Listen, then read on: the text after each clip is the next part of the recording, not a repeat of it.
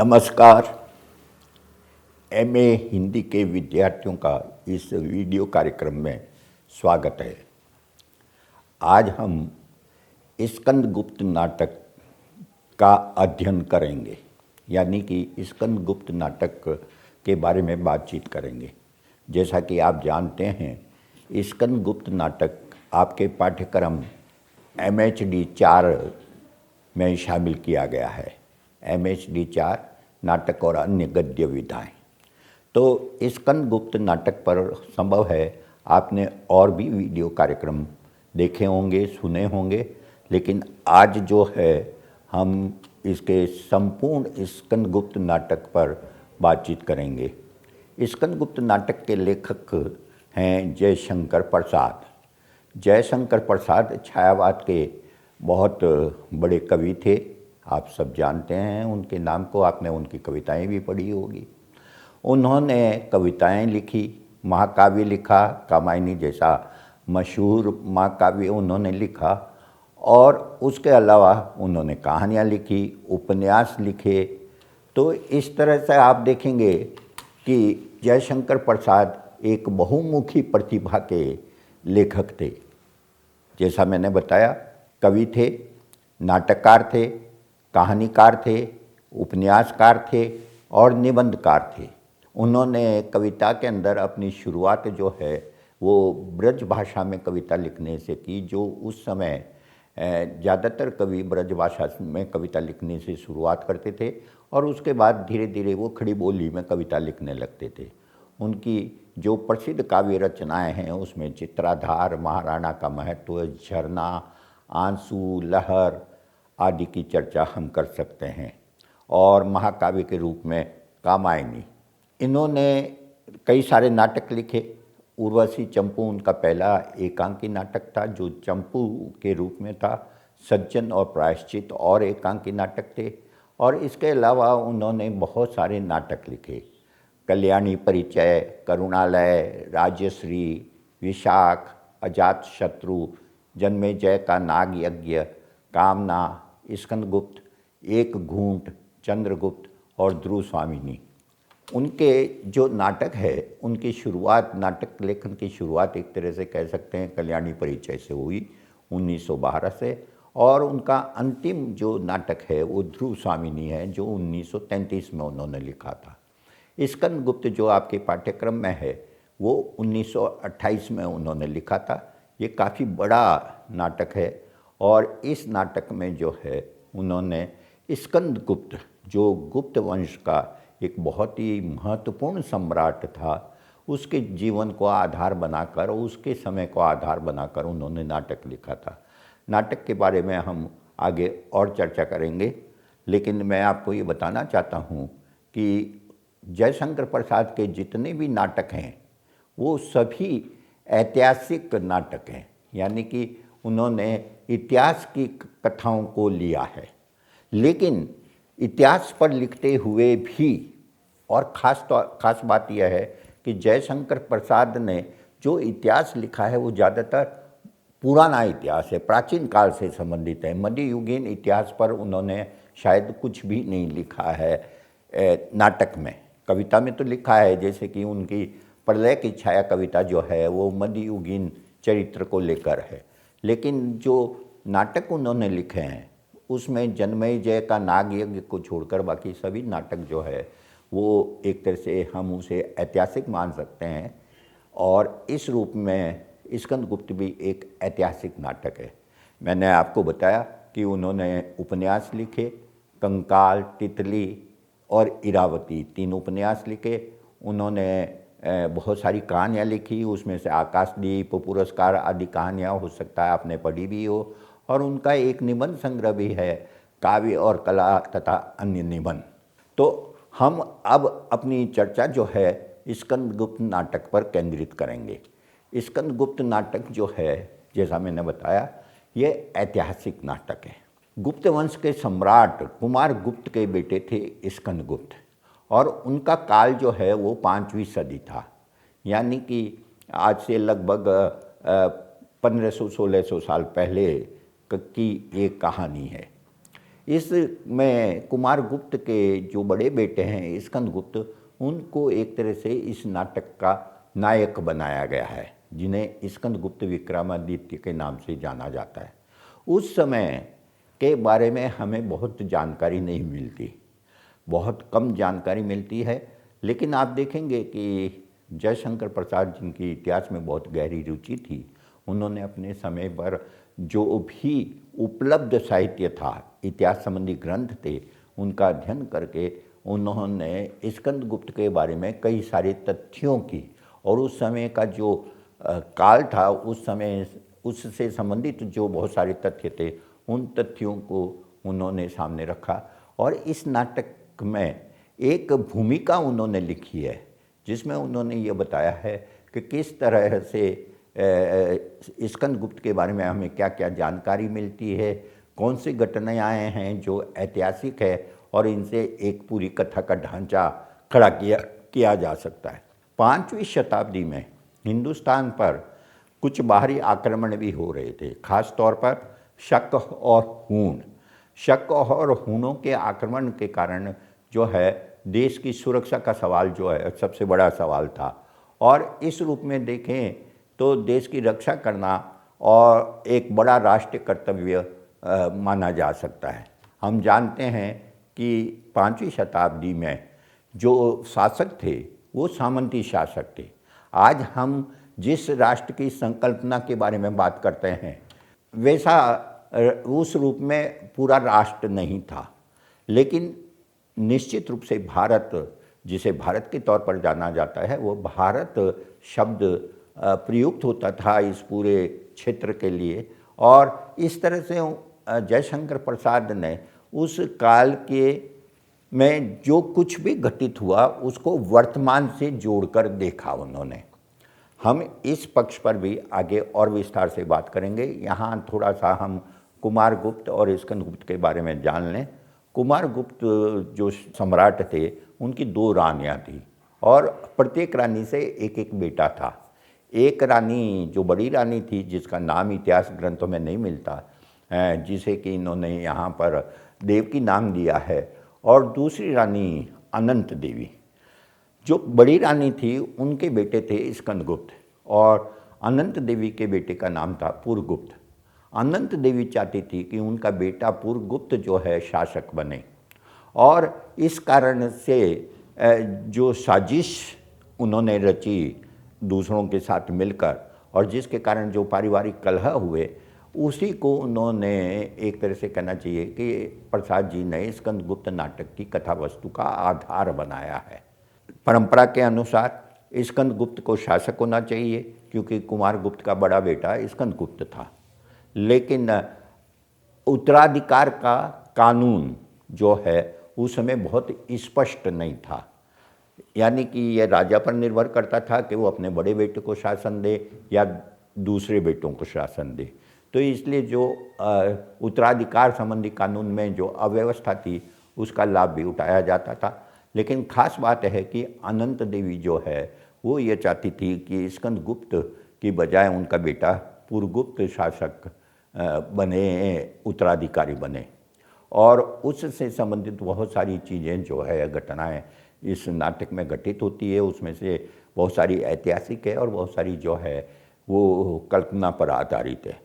कोई भी ऐतिहासिक उपन्यास लिखा जाए, कहानी लिखी जाए या नाटक लिखा जाए, उसमें किसी न किसी रूप में कल्पना का सहारा लेना पड़ता है, क्योंकि सब कुछ तथ्य के रूप में प्रकट होना बहुत मुश्किल है। बहुत सारी बीच में कहना चाहिए कि ऐसे अंतराल रह जाते हैं, ऐसे गैप्स रह जाते हैं, जिनको कि हम लेखक अपनी कल्पना से भरता है।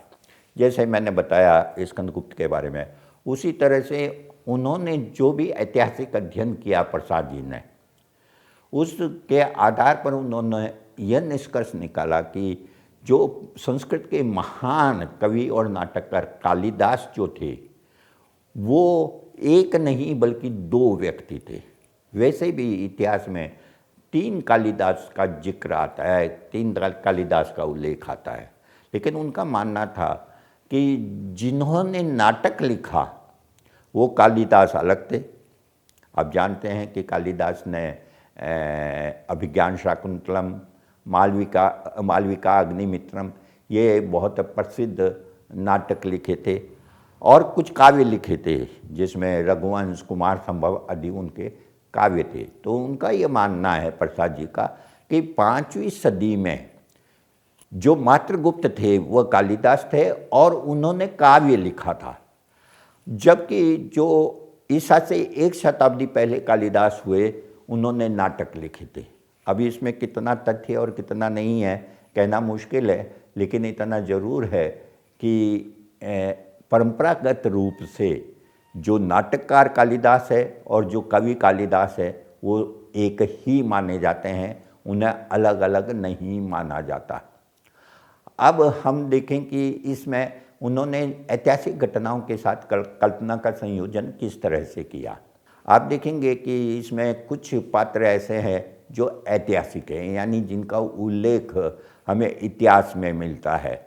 स्कंदगुप्त, कुमारगुप्त, अनंत देवी, पुरगुप्त, भट्टार्क आदि जो पात्र हैं वो एक तरह से कहना चाहिए कि ऐतिहासिक पात्र है, जबकि खिंगल, प्रपंच बुद्धि, मुदगल, प्रख्यात कीर्ति, जयमाला, देवसेना, विजया, कमला, रामा, मालिनी आदि बहुत सारे जो पात्र हैं वो काल्पनिक पात्र हैं।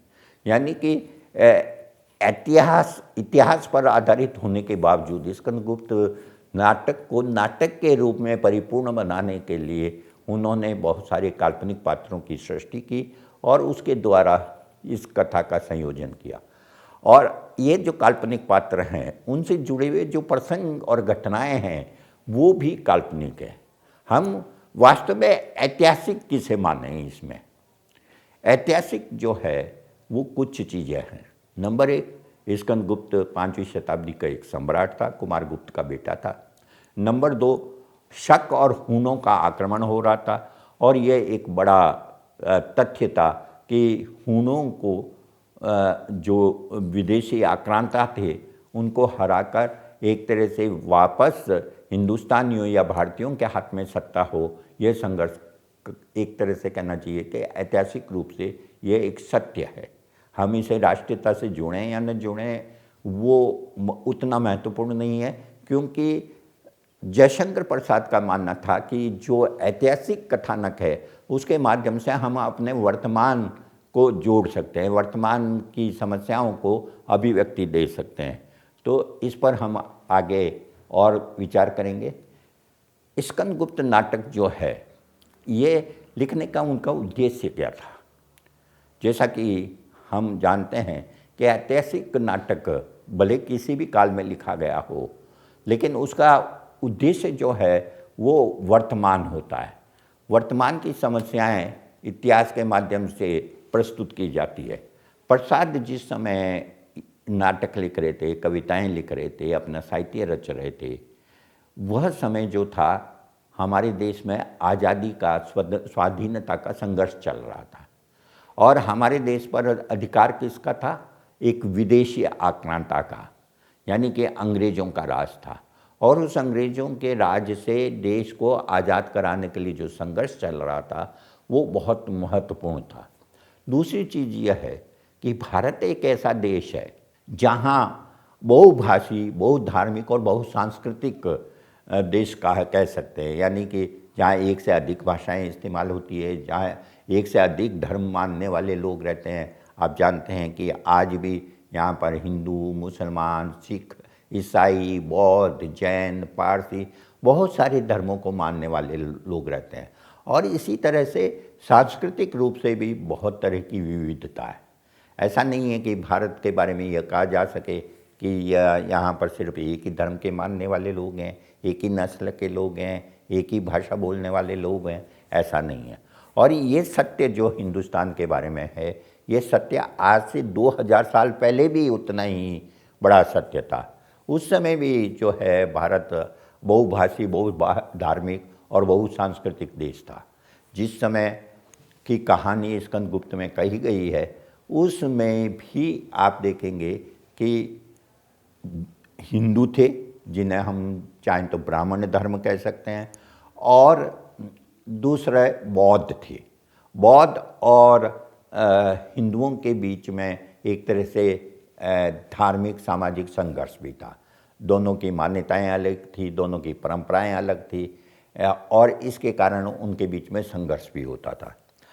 जबकि विदेशी आक्रमण से मुकाबला करने के लिए बहुत ज़रूरी था कि हिंदू और बौद्ध दोनों मिलजुल कर रहे हैं और उनकी एकता जो है देश की रक्षा के लिए बहुत ज़रूरी है। तो ये किस चीज़ को द्योतित करता है, किस चीज़ को बताता है? ये बताता है वर्तमान समय को भी। हमारे इस समय जब देश आज़ादी की लड़ाई लड़ रहा था, उस समय भी हिंदू और मुसलमान जो सबसे बड़े धार्मिक समुदाय थे, उनके बीच में संघर्ष था, उनके बीच में कलह थी, उनके बीच में झगड़े थे, सांप्रदायिक दंगे भी हो जाते थे। और जयशंकर प्रसाद का मानना था कि जब तक हिंदुओं और मुसलमानों में एकता नहीं होगी, तब तक देश जो है एकजुट नहीं होगा, राष्ट्र मजबूत नहीं होगा, और राष्ट्र मजबूत नहीं होगा तो हम विदेशी आक्रांता से मुकाबला नहीं कर सकते। तो इस तरह से यह एक बड़ा प्रश्न था जो प्रसाद इस नाटक के माध्यम से उठाना चाहते थे। दूसरी चीज़ जो है वो उन्होंने उठाई कि आप देखेंगे कि इस नाटक के अंदर जयशंकर प्रसाद ने राष्ट्रीय एकता के सवाल को प्रांतों के बीच की एकता के साथ भी जोड़ कर देखा। यानी कि हिंदुस्तान जैसे देश में जो बहुभाषी देश है, वहाँ पर इस बात की गुंजाइश रहती है, और आज भी हम इसे देख सकते हैं कि जैसे उस ज़माने में मालव अलग था, मगध अलग था, इसी तरह से और बहुत सारे प्रांत थे और वो भी आपस में लड़ते झगड़ते रहते थे। अगर हम 17वीं 18वीं शताब्दी के हिंदुस्तान के बारे में बात करें तो 17वीं 18वीं शताब्दी में जब हिंदुस्तान में अंग्रेज पहली बार आए और यहाँ पर शासन स्थापित करना आरंभ किया, तो वो कामयाब क्यों हुए? वो कामयाब इसलिए हुए क्योंकि हिंदुस्तान अलग अलग रियासतों में, अलग अलग प्रांतों में बंटा हुआ था। उन्होंने क्या किया कि एक प्रांत के शासक को दूसरे प्रांत के शासक से लड़ाया और उसमें से एक की मदद की, और इस तरह से वो दूसरों को पराजित करके वहाँ पर अपना शासन कायम करने में कामयाब हुए। प्रसाद ने स्कंदगुप्त के समय के हिंदुस्तान के बारे में भी ये कहा कि वो अलग अलग प्रांतों में बंटा हुआ था। मालव अलग था, मगध अलग था, दूसरे जो प्रांत थे वो भी अलग अलग थे और आपस में लड़ते थे, और इसका फ़ायदा जो है शक और खून उठाते थे। वे एक दूसरे को लड़ाते थे। एक तरफ वो बौद्धों को हिंदुओं से लड़ाते थे, दूसरी तरफ वो एक प्रांत के शासक को दूसरे प्रांत से लड़ाते थे। इस नाटक में देखेंगे कि स्कंदगुप्त को शासन से दूर रखने के लिए साजिश करके, षड्यंत्र करके उसे मालव देश भेज दिया जाता है, और इस तरह से देखिएंगे कि मगध और मालव के बीच में युद्ध भी है। लेकिन जब देश का सवाल आता है तो स्कंदगुप्त उन्हीं मालव के शासकों को अपने साथ मिला लेता है और उनको कहता है कि हमें मिलजुल कर रहना होगा, मिलजुल कर जो है इस देश के रक्षा करनी होगी, राष्ट्र की रक्षा करनी होगी। तो इस तरह से आप देखेंगे कि इसी तरह से वो बौद्धों और ब्राह्मणों के बीच में जो संघर्ष है, जैसे कि इसमें एक दृश्य में दिखाया गया है कि ब्राह्मण पशुओं की बलि देना चाहते हैं और बौद्ध रोकते हैं क्योंकि बौद्ध अहिंसा में विश्वास करते हैं, और इसलिए काफ़ी उनके बीच में झगड़ा होता है। लेकिन प्रसाद उसमें दिखाते हैं कि किस तरह से हम एक दूसरे की धार्मिक आस्थाओं का सम्मान करते हुए जो है एक साथ रह सकते हैं। तो ये चीज़ जो है, ये दोनों चीज़ें, प्रांतों के बीच में आपसी झगड़ा, दो धर्म समुदायों के बीच में आपसी झगड़ा, ये सब उन्होंने इसलिए स्कंदगुप्त के माध्यम से प्रस्तुत किया क्योंकि स्कंदगुप्त नाटक के अंदर ये जो वास्तविकताएं थी, इन वास्तविकताओं का संबंध जो है वो हमारे उस समय से मिलता है जब जयशंकर प्रसाद इस नाटक को लिख रहे थे। जयशंकर प्रसाद के समय यहाँ पर अंग्रेज़ों का शासन था और उससे मुकाबला तभी हो सकता था जबकि हम सब एकजुट हों, चाहे हम कोई भी धर्म मानते हों, चाहे कोई भाषा बोलते हों, चाहे किसी भी प्रांत में रहते हों। तो इस तरह से जो कथा वस्तु उन्होंने तैयार की स्कंदगुप्त की, उस कथा वस्तु का जो मुख्य उद्देश्य था वो हमारे अपने वर्तमान समय में, यानी कि जिस समय जयशंकर प्रसाद नाटक लिख रहे थे, उस समय जो भारत की स्थिति थी, भारत की राजनीतिक परिस्थिति जो थी उसको, और जो सामाजिक परिस्थिति थी उनको ध्यान में रखा, और उसको ध्यान में रखकर उन समस्याओं को उन्होंने स्कंदगुप्त के समय की समस्याओं के साथ जोड़कर एक तरह से प्रस्तुत किया। हम स्कंदगुप्त के द्वारा, नाटक के द्वारा एक तरह से अपने वर्तमान की जो समस्याएं हैं उनका समाधान ढूंढ सकते हैं। तो इस तरह से ऐतिहासिक नाटक लिखने के पीछे उनका मुख्य उद्देश्य यह था। अब हम चरित्र चित्रण पर आए। स्कंदगुप्त नाटक में बहुत सारे पात्र हैं, 25 से अधिक पात्र हैं, और किसी भी नाटक में इतने अधिक पात्र को जो है संभालना बहुत मुश्किल काम होता है, क्योंकि 25 पात्रों को उतना समय नाटक में नहीं दिया जा सकता, और कि उनका व्यक्तित्व पूरी तरह से उभर कर आए। और इस दृष्टि से देखें तो 25 पात्र जरूर हैं, 25 नहीं 25 से अधिक, लेकिन 5-6 पात्र ही ऐसे हैं जो कथा के केंद्र में हैं। जैसे स्कंदगुप्त हैं, भट्टारक हैं, प्रपंच बुद्धि हैं, देवसेना है, अनंत देवी है और विजया है। ये जो 6 पात्र कह सकते हैं, थोड़ा बहुत मातृगुप्त भी हैं, बंधुवर्मा भी है, गोविंद गुप्त भी है, ऐसे कुछ पात्र और हैं जिनका थोड़ा सा उल्लेख ज़्यादा है। लेकिन ख़ास तौर पर अगर देखें तो स्कंदगुप्त और भट्टारक, प्रपंच बुद्धि, ये या देवसेना, अनंत देवी, विजया वगैरह ये मुख्य रूप से पात्र हैं। कुछ पात्र जो हैं सकारात्मक यानी कि पॉजिटिव कैरेक्टर कह सकते हैं, और कुछ जो है वो नकारात्मक पात्र हैं, यानी कि जिन्हें खलनायक कहा जा सकता है, खलनायक या खलनायिका कहा जा सकता है। स्कंदगुप्त बंधुवर्मा जो मालव का शासक है, मातृगुप्त जो कवि कालिदास है, गोविंद गुप्त जो स्कंदगुप्त का चाचा है, पर्णदत्त और चक्रपालित जो पिता पुत्र हैं वो भी स्कंदगुप्त की तरफ के बड़े सेनाधिकारी हैं। प्रख्यात कीर्ति एक बौद्ध भिक्षु हैं। धातुसेन जो है वो श्रीलंका, जिसे हम आज श्रीलंका के तौर पर जानते हैं, वहाँ का युवराज है। देवसेना एक काल्पनिक पात्र है जो इसकी बंधुवर्मा की बहन है और जो स्कंदगुप्त से प्रेम करती है। तो इस कमला जो है वो भट्टारक, जो एक तरह से खलनायक कह सकते हैं, उसकी माँ है, लेकिन वो देशभक्त है। और इसी तरह से रामा जो है वो शर्वनाग की पत्नी है, लेकिन वो भी देशभक्त है। तो इस तरह से ये कुछ सकारात्मक पात्र हैं, कुछ नकारात्मक पात्र हैं, जिसमें से कुमारगुप्त जो एक कहना चाहिए कि काफ़ी मदिरापान करता रहता है, यासी में डूबा रहता है, और उसी का फ़ायदा उठाकर अनंत देवी उसे मरवा डालती है ताकि अपने बेटे को शासक बना सके। भट्टारक जो है वो लोभ लालच में पड़कर अनंत देवी की सहायता करता है। प्रपंच बुद्धि भी एक बौद्ध भिक्षु है जो इस षड्यंत्र के अंदर शामिल होता है। तो इस तरह से ये कुछ चरित्र हैं। विजया जो है एक श्रेष्ठी की, एक सेठ की बेटी होती है जो स्कंदगुप्त से प्रेम करती है, लेकिन किसी आंतरिक अपने द्वंद्व की वजह से वो भट्टारक के प्रति अपने प्रेम को व्यक्त करती है और इसी दुविधा में वो फंसी रहती है। तो इस तरह से आप देखेंगे कि बहुत सारे चरित्र हैं और इन चरित्रों के माध्यम से कथा आगे बढ़ती है। खास बात यह है कि इस नाटक में जयशंकर प्रसाद अपने पात्रों के बाह्य और आंतरिक संघर्षों के चित्रण पर बल देते हैं। वो न केवल जो बाहरी संघर्ष है उन बाहरी संघर्षों का चित्रण करते हैं, बल्कि उनके जो अंतर्द्वंद है उसको भी वो हमारे सामने प्रस्तुत करते हैं।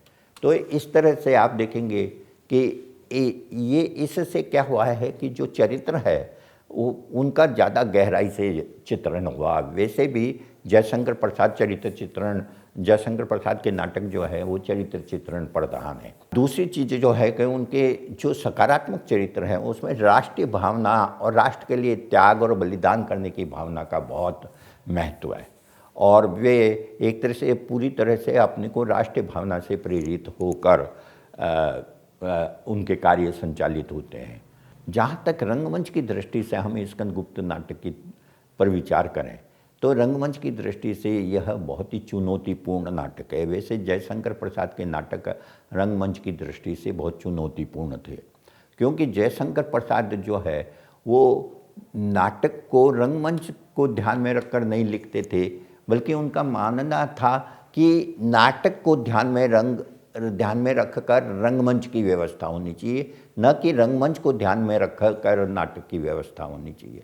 तो इस कारण से उनके नाटक में, जैसे स्कंदगुप्त में जो 5 अंकों का नाटक है उसमें 33 दृश्य है, किसी में 6 है, किसी में 7 है, और इस तरह से 33 दृश्य है। इसी तरह से इसमें 25 से अधिक पात्र हैं, जैसा मैंने आपको पहले भी बताया है, और 17 गीतों का समावेश है। इसके अलावा बहुत सारी ऐसी प्रविधियां हैं जिनका इस्तेमाल उन्होंने संस्कृत नाटकों से लिया है, जैसे स्वगत कथन। कोई पात्र खड़ा है मंच पर और कुछ ऐसी बातें कहता है जो दूसरे पात्र नहीं सुन रहे हैं। तो इस तरह से आप देखेंगे कि ये नाटक जो है, अगर इसे वास्तव में पूरा का पूरा खेला जाए तो कई तरह की समस्याएं आएंगी।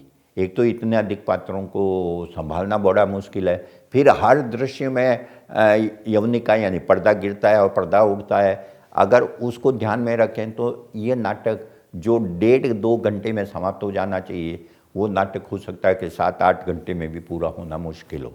फिर देश और काल की दृष्टि से देखें तो उसमें भी बहुत फैलाव है।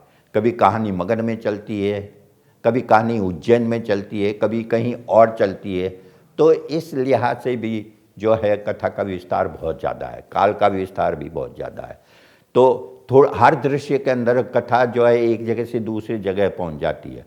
तो ऐसी स्थिति में यह बहुत कठिन होता है कहानी को संभाल कर रखना, और इस दृष्टि से रंगमंच की दृष्टि से ये खेला जा सकता है। यह तो नहीं कह सकते कि हम नहीं खेला जा सकता, लेकिन निश्चित रूप से वो मुश्किल है, चुनौतीपूर्ण है।